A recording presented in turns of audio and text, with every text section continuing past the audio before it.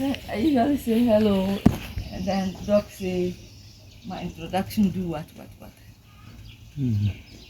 So now Emeka no know how for do the introduction. You already started record. There's nothing wrong with hello, yeah. Okay.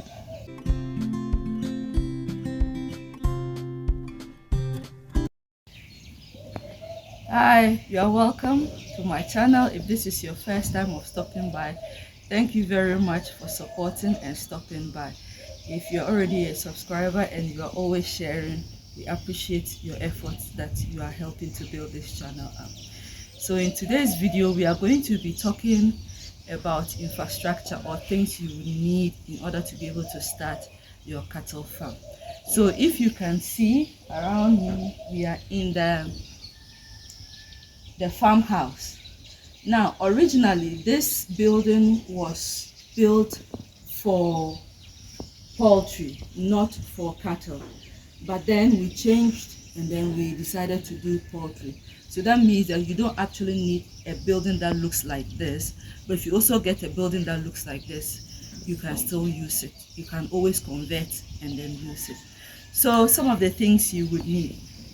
First, you see that we have some bathtubs here.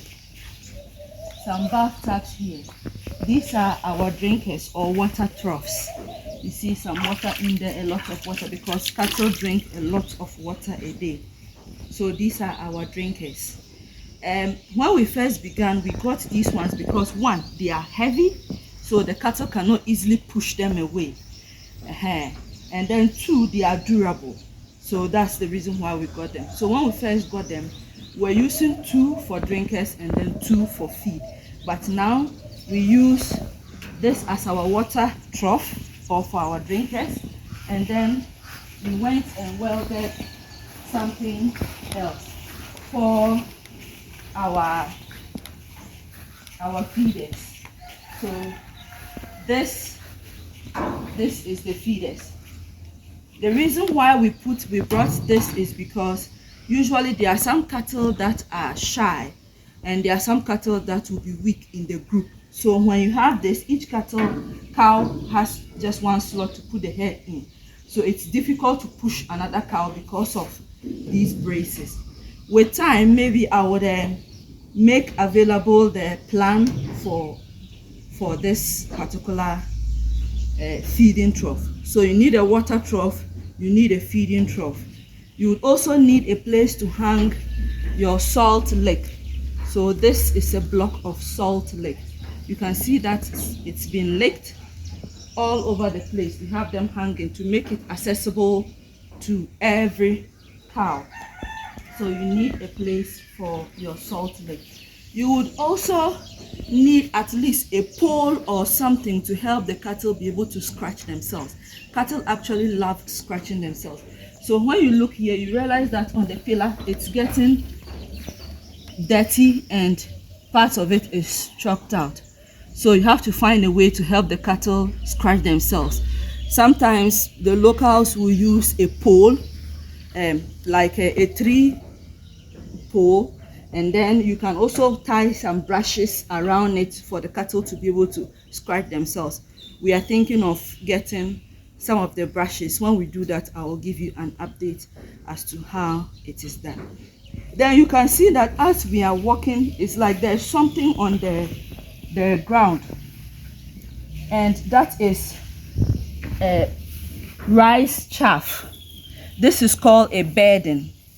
It is very important because one, it helps to keep the odor down, and then two, it helps to, you see that the cows have pooped all over the place, but because of the rice husk, it is mixing up, and as a result the place is dry. It is not wet, so they will not get some diseases, especially some things like foot rot.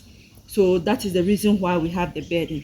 The bedding can be made out of different things. You can use rice straw, you can use corn straw, you can use a lot of things. Anything that can be able to absorb moisture is what you can use. If you don't also have that, and you are having your cattle, let's say, in an open place, you realize that when you look at most cattle farms, the place is usually muddy, and that is what results in a lot of the diseases and the foot rot. So you can actually have a lot of sand, so that when they urinate, it goes down, or when they defecate, it stays up, and you can be able to easily collect it in order to reduce the fly population. So when you look around, there isn't much fly population. You also need a knapsack to help spray the cattle because of tick. Tick are also carrying diseases, so you need knapsack in order to be able to spray your cattle. Then you would also need a storeroom where you can store your feed in order to be able to feed them. So these are some of the main things that you would need. Now, when it comes to things like you want to give them vaccinations and other things, sometimes the cattle try to fight you, so you have to find a way. For now, 2-3 people hold one cow, and then we treat that cow and we move to the next. But there's something called a crash gate that you can always make to help make your work easy, in order not to also be in the harm's way. We have been hurt by 1 or 2 of the cattle, so we are trying to see how we can be able to improvise a cattle crash, because it's expensive to import it into the country. They are very, very expensive. So when we are able to do that, we will also make the plants available.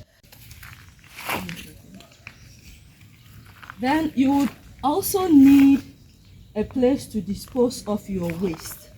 So you can see a mountain of cow waste, cow dung here that we have left to decompose. Usually this you can sell to farmers if you want. You can also compost it, and you can also use it in your own farm if you have some. So we are going to use it when we want it. That's why we have left it here to decompose, so that we'll use it in the parts that we are growing the brachiaria grass. The other thing is also that you would need a place to grow some grass or a grazing field for your animals.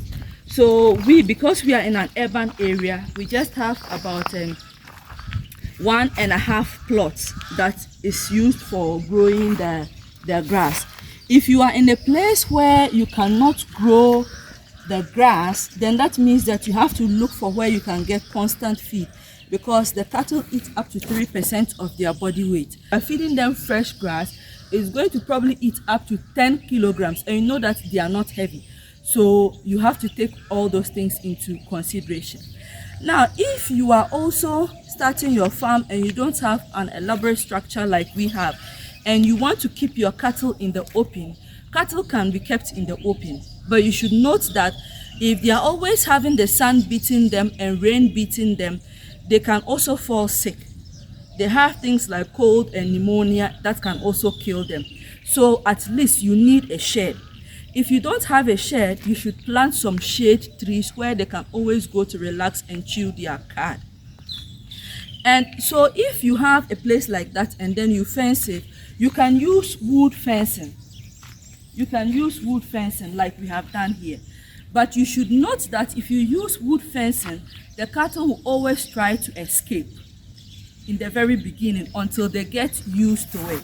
So what you do is that when you bring them in fresh and you are using wood fencing or metal fencing or any fencing that looks something like this, you put their feeders and their drinkers along the fence, so that when they are trying to escape and they get to that point, they see the food and the water and they stop to eat and drink. And with that, after a week or 2, you would be able to contain them.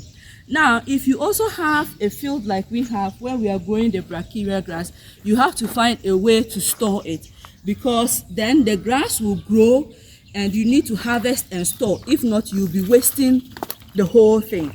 So as in the previous videos I have showed you, we have done it in the form of silage, and you can also dry it as what? Hay, and you will be fine with it. So it's really not that difficult to do it. You can see that we got some sticks and we put in here in order for them to grow into trees. There are some plants that you can easily cut a stick like this fresh one, you stick it in the ground, you keep watering it, and it will start growing. So you can do that to create some shade, because when the cattle are chewing cud, they usually want to lie in the shade. So do take notice of that. Another thing you have to take into consideration is security.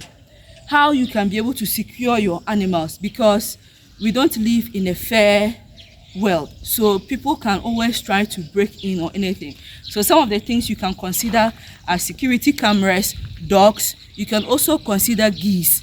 Geese are also very good guard animals that you can have. So you can have 1 or 2 or more of them. Of course, I won't tell you what we have in place, because then that will be a security breach. And that is most of the things that you would need in order to be able to start your cattle farm. You would also need a constant supply of water, because cattle drink a lot of water. So you either get a tank if you don't have constant running water to put there, or you find a way in order to be able to get constant supply of water. I hope this goes a long way to help you in starting your cattle farm and your cattle business, and you will join us soon. God bless you and have a lovely weekend.